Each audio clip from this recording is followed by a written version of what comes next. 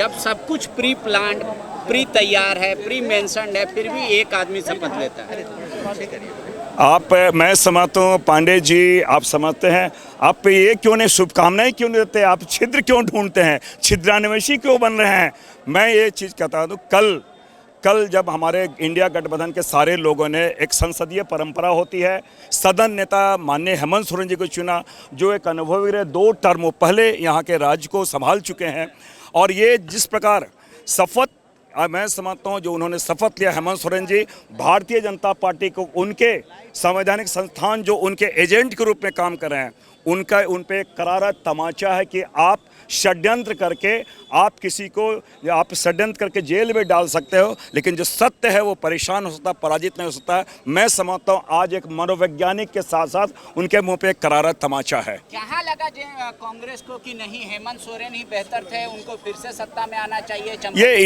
ये आप कैसे इसको प्रस्ताव रखा था आपके प्रभारी ने कि फिर से वापस आना? आप खंड क्यों करें? मैं समझता हूँ जब गठबंधन के सरकार चलते प्रस्ताव तो कोई एक व्यक्ति ही रखेंगे ना, ये तो एक प्रक्रिया है और ये एक सामूहिक निर्णय है। और आपने देखा होगा सर्वसम्मति से निर्णय लिया गया है और हमारे चंपईदा ने स्वेच्छा से यहाँ पर त्यागपत्र दिया है। तो मैं समझता हूँ कि सारी जो चीज़ें हैं, एक परिवार की तरह, परिवार में एका है, समन्वित तरीके से आगामी विधानसभा चुनाव में भारतीय जनता पार्टी के कुछ षड्यंत्र वो नाकाम होगी। और जिस प्रकार अपने एजेंसियों का जो दुरुपयोग करें, मैं समझता हूं उनके लिए एक करारा तमाचा है। बीजेपी कह रही है लेकिन सोरेन परिवार के अलावा भी आदिवासी रहते हैं, लेकिन ना ये बात जेएमएम को पता है और ना कांग्रेस इस बात को मानती है। तो आप इस प्रकार अगर खंडों में बांटेंगे, कल पता चला गोत्र में बांटेंगे, ये कहीं ना कहीं भारतीय जनता पार्टी ये अपने को हारा हुआ महसूस करके और इस तरह की चीज़ें वो प्रोजेक्ट करी है कि ये, लेकिन हम लोग काफ़ी मजबूत हैं और इस प्रकार की जो चीज़ें आ रही है, हमारे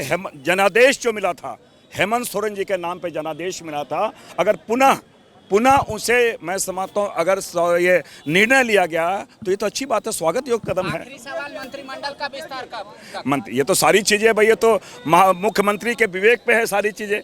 और ये देख के मैं समझता हूँ प्रभारी जी आज गए हैं, सारे विचार विमर्श करने के बाद राज्य हित में, पार्टी हित में, संगठन हित में ये सारे निर्णय आएंगे। बायोम मेडिकल प्रिपरेशन का एकमात्र संस्थान जहां है complete digital classrooms, individual doubt counters, video lectures, student tracking system, library facility, 100% result oriented rankers batch, study package and class notes in PDF। Jharkhand के इतिहास में पहली बार नीट यूजी में 700 मार्क्स पार। 10th पास स्टूडेंट्स के लिए फाउंडेशन कोर्स और 11th पास student के लिए फ्रेशर कोर्स। 12th पास स्टूडेंट्स के लिए टारगेट कोर्स 18 अप्रैल से शुरू हो रहे हैं। Contact biome.